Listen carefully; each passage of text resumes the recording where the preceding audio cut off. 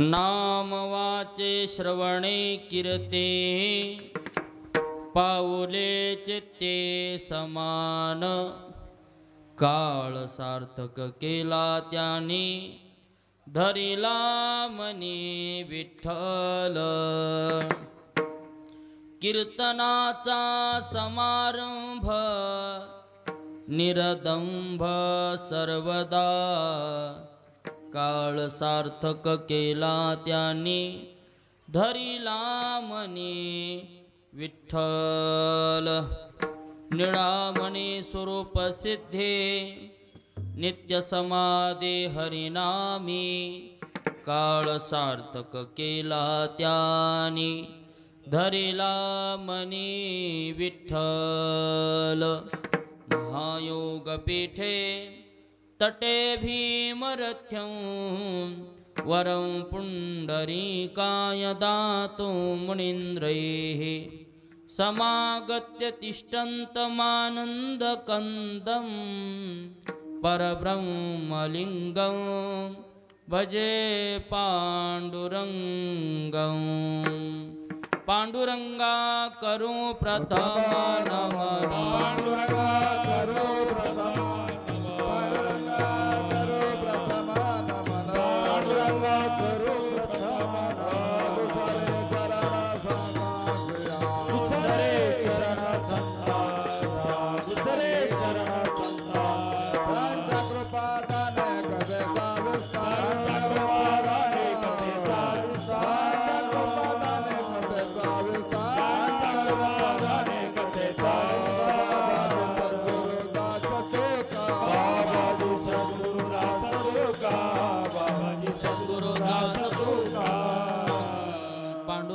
करू प्रथम नमन दुसरे चरण संताचिया त्यांच्या कृपादाने कथेचा विस्तारू बाबाजी सद्गुरु दास तुका मनोजवं मारुततुल्य वेगं जितेन्द्रियं बुद्धिमतां वरिष्ठं वातात्मजं वानरयूथमुख्यं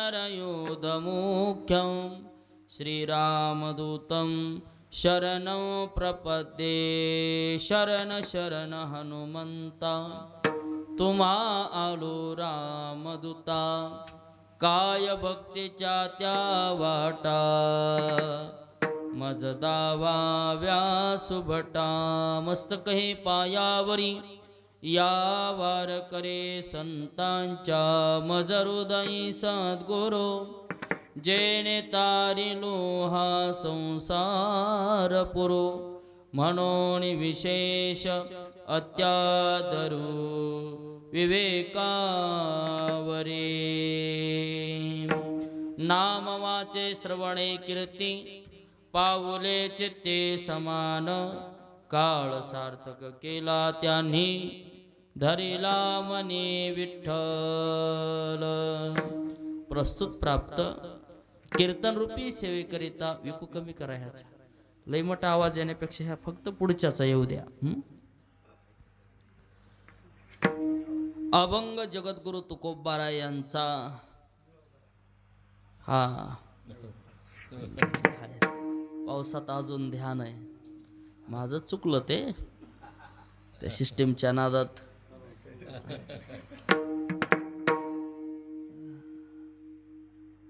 सेवेसाठी निवडलेला अभंग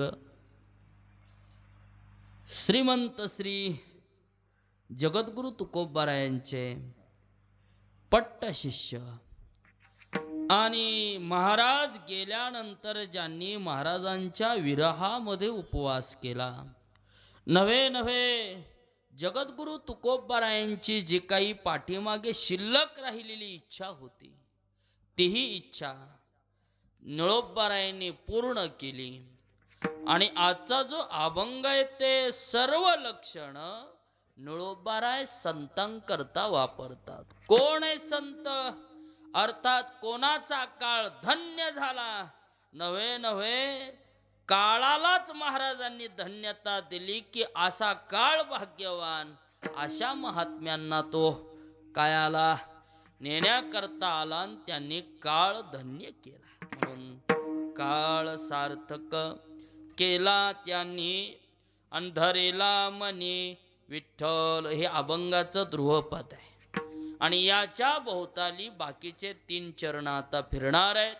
त्यामध्ये कोणाचा काळ सार्थक झाला, तर ज्यांच्या मुखाला नाम आहे, ज्यांनी भगवंताची कीर्ती आपल्या कानांनी ऐकली, चित्तामध्ये पांडुरंगाचं नाम समान आपल्या मुखामध्ये धारण केलं, असे जे संत महात्मे झाले, अशांनी काळ सार्थक केला. असा महाराजांचा अभंगाचा सरळ सरळ भाव. विठ्ठल विठ्ठल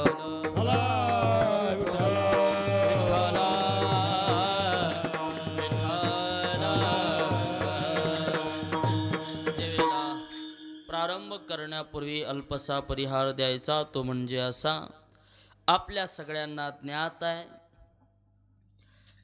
ज्यांनी आयुष्यभर या हनुमान मंदिरामध्ये मारुतीरायांच्या समोर अख्खं आयुष्य त्यांनी घालवलं. मंदिरात रामायण असेल, कीर्तन असेल, ही परंपरा त्यांनी जपली. बरं, आपल्याला तरी कधी कधी डोक्याला खटकत आहे काही कमी अधिक असल्यावर, पण त्यांना खटकत काहीच नव्हतं महाराज. आणि आपण तरी दिवसा कुठं कार्यक्रम करून आल्यावर बोर झाल्यावर माणूस म्हणते आता उगा तास 1.5 तास करायचं ना, चालायचं. पण त्यांचं कीर्तन हे तासाभराचं कधीच होत नव्हतं. मग पुढं ऐकाय माणसं असोत नसूत, एकदा कीर्तनाला सुरुवात झाली की 3 तास कीर्तन चालायचं. आणि अभंग हे बाप्पांनी आयुष्यभर ही परमार्थ जपला. आणि नुसता जपला नाही तर बाप्पा आयुष्यभर परमार्थ जगले. परमार्थ करणं वेगळं आणि परमार्थ जगणं वेगळं. जगणं कशाला म्हणायचं? साधू संतांनी जसं सांगितलंय तसं आचरणात आणणे याला जगणं म्हणायचं. करणं काय म्हणायचं? फक्त त्यांनी सांगितलेल्या पद्धतीची वाच्यता करायची, याला नाव करणं. पण वैकुंठवासी हरिभक्तपरायण रघुनाथ महाराज अर्थात बाप्पा परमार्थ त्यांनी केलाही आणि परमार्थ जगले सुद्धा. आणि म्हणून त्यांची आज हे 8वं पुण्यस्मरण आहे. बघता बघता बघता त्यांना जाऊन 8 वर्ष पूर्ण झाले. आणि त्यांचा सांगण्याचा तो रुबाब, सांगण्याची ती शैली, ज्या ज्या वेळेला रामायण चालू असायचं तेव्हा अख्ख्या मंदिरात बिना माईकाचा आवाज घुमायचा. आणि खूप त्यांनी परमार्थासाठी कष्ट केले. कुठं गेल्यावर कधी त्यांनी कुणाला पैसे मागितले नाहीत आणि दिले बी कुणीतरी त्यांनी स्वतःकडं ते ठेवले नाहीत. या सगळ्यांना बाबा पेटी घ्या, टाळ घ्या, विना घ्या, याच्याकरता त्यांनी हे सगळं जमा केलं. नाहीतर परमार्थात येणं फार काही तेवढं सोपं नव्हतं. एकतर जुनी माणसं सगळी सांगतात त्यांचं आयुष्यात असं होतं म्हणे की पहिलं क्षेत्र कशाचं होतं? पैलवानकीचं. पैलवानकीचं क्षेत्र असल्यामुळे सहसा पैलवान माणसाला मेंदू डोक्यात नसतंय. पैलवान माणसाचा मेंदू कुठं असतंय? नाही, मेंदू डोक्यातच असतंय, पण मेंदू गुडघ्यासारखा विचार करतय महाराज. म्हणून माणसं म्हणतात पैलवानाचा मेंदू गुडघ्यात असतंय. आणि त्याच्यातून त्यांना याचा छंद लागणं, याचा रस लागणं, अर्थात त्यांच्यावर श्री गुरूंची कृपाच झाली म्हणायचं.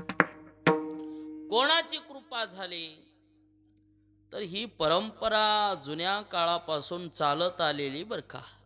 माणसं म्हणतात आता कोण पुढं करीन? तुम्ही फक्त जा, बराबर पुढचे उभा राहतात.